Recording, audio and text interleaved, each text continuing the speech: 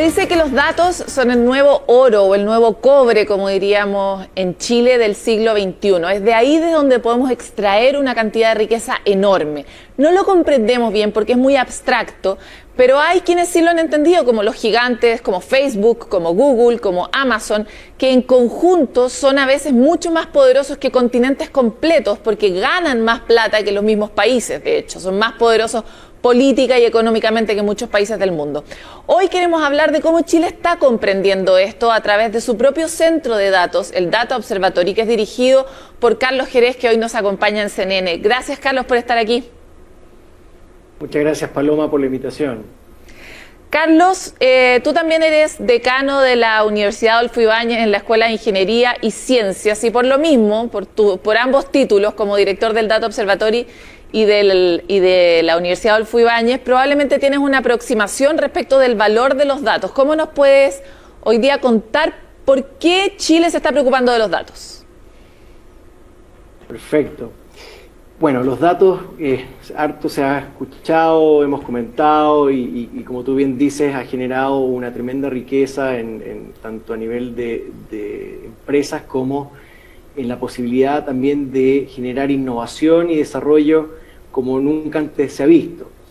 Principalmente el concepto de datos abiertos y de innovación abierta es algo que permea en todo el espíritu detrás del Data Observatory en particular, para poder justamente disponibilizar data y tanto de gran tamaño, gran volumen, como de aplicaciones distintas que pueden ser utilizados en distintos factores económicos, en el desarrollo de políticas públicas, incluso en poder sobrellevar esta crisis del COVID, y así sucesivamente. Lo que vemos es que a medida que los datos y la investigación y los datos que se traducen en investigaciones distintas los colocamos a disposición del público y de los grupos especialistas tanto a nivel nacional e internacional, es como podemos generar una cultura de innovación donde se aceleran estos procesos y llegamos con mejores y más rápidas respuestas a los problemas que tenemos que enfrentar, desde cambio climático, como las pandemias que estamos viendo ahora, por ejemplo. Justo estamos en un momento de una convocatoria a la Hackathon FACH 2020. Explícanos un poco qué tienen que ver los datos con la FACH con el año.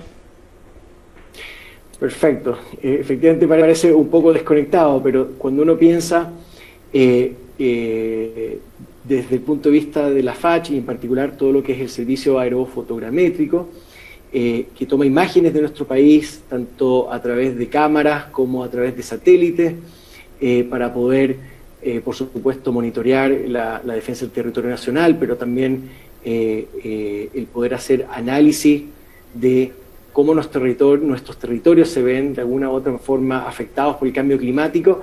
Es de ahí donde surge la idea de esta Hackathon FACH 2020.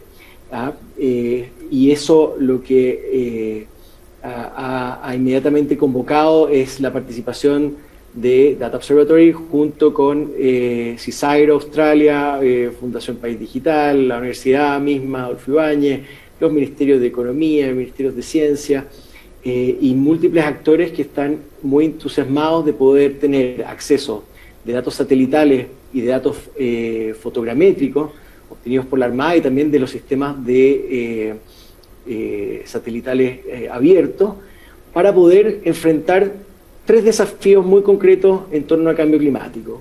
Uno, que son los incendios en la zona de los alrededores de Valparaíso, para poder detectar cómo los incendios afectan la vegetación circundante, cómo es posible desarrollar herramientas y metodologías para poder justamente recuperar esa vegetación y evitar los efectos dañinos de esos incendios, y otra serie de preguntas más.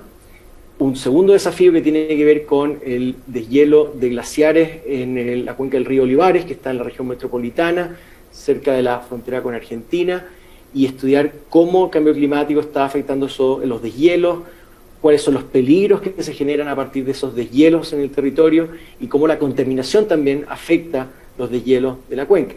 Y un tercer desafío que tiene que ver con el humedal del Yali, también en la quinta región, hacia el sur, cerca de la costa, en donde el 27F modificó mucho del territorio de este humedal y afectó de alguna u otra forma los ecosistemas que viven. Entonces la pregunta es cómo, utilizando imágenes satelitales junto con inteligencia artificial, podemos abordar estos tres desafíos y tratar de responder a las distintas preguntas que nos hemos planteado en esta hackathon.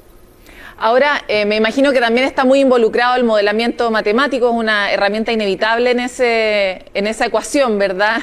Valga toda la redundancia. Desde el punto de vista de ¿por qué modelar algo? ¿Por qué hacer cálculos satelitales, matemáticos? ¿Nos permitirían, por ejemplo, enfrentar mejor un incendio? Excelente pregunta. A ver, por una parte, las matemáticas son un lenguaje para poder hacer abstracción de ciertas realidades que observamos que pueden ser muy complejas. Y gracias a esos modelos, nosotros podemos establecer hipótesis y ver si son correctas o no, a través justamente de los datos y de los experimentos que esas matemáticas o esos modelos puedan dilucidar. Por una parte, los datos que obtenemos de estas imágenes nos sirven de insumo para poder tratar de predecir cómo se van a comportar los incendios en función de variables de viento, por ejemplo, temperatura, humedad presente en cada momento, y poder determinar factores de riesgo a los cuales podamos prescribir recetas, entre comillas, es decir, acciones concretas en esos territorios para poder minimizar esos riesgos. Entonces, por una parte, el modelo o los modelos conllevan a ciertas predicciones que uno puede ir validando, pero a su vez permiten ir generando escenarios de riesgo a los cuales uno puede tratar de enfrentar con distintas medidas y tratar de ser más eficaz y más rápido en esa respuesta.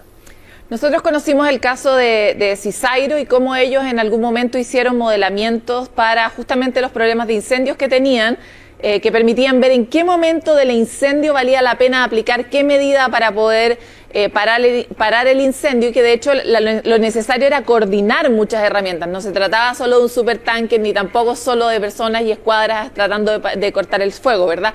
Entonces todo ese tipo de cosas se pueden modelar. También conocimos ahora el caso de un modelamiento sobre el polvo que venía del Sahara y logra derretir los Himalayas, y cómo el factor del polvo, cuando se calcula, uno puede ver que efectivamente está derritiendo antes de tiempo el hielo en el Himalaya. Podría ser otra forma de mirar respecto al caso de los glaciares. Quisiera preguntarte, Carlos, ¿para quién es la convocatoria? ¿Quién puede participar de esta hackathon? ¿Cómo lo hace?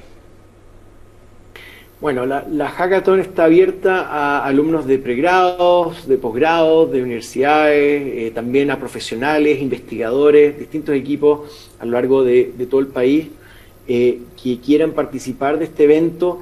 Vamos a contar además con charlas extraordinarias de, por ejemplo, uno de los directores de la NASA, que ahora trabaja para Amazon en toda la parte de inteligencia artificial, que también es una de las componentes claves en este desarrollo, que es poder combinar todas estas tecnologías, pero con un propósito que además nos ayuda como país a enfrentar algo ante lo cual somos muy vulnerables.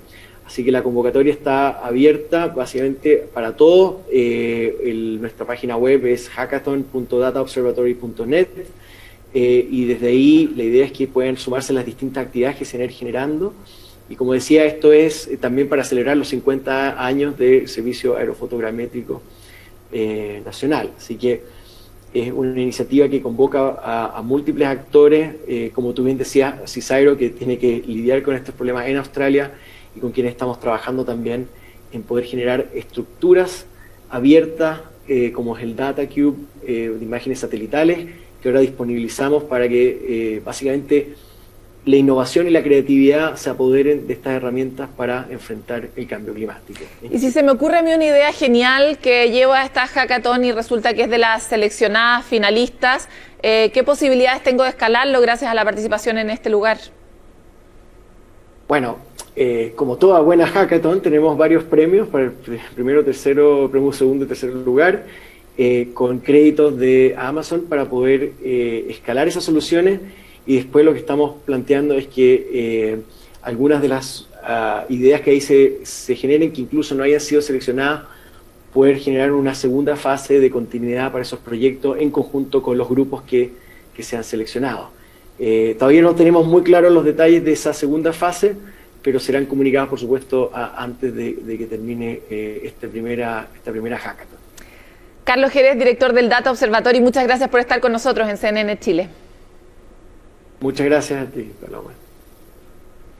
Es difícil comprender el alcance de los datos y las posibilidades que nos pueden abrir a nosotros para cambiar una actividad que nos ha traído mucha riqueza, de la que estamos muy agradecidos, como es, por ejemplo, la minería de cobre, por una que sea la minería de la mente, ¿verdad? Como todos los chilenos somos capaces de generar soluciones sobre la base de una mejor utilización del lenguaje de los datos, y riqueza para el país, y trabajo para el país, y soluciones, en este caso, más encima para el cambio climático.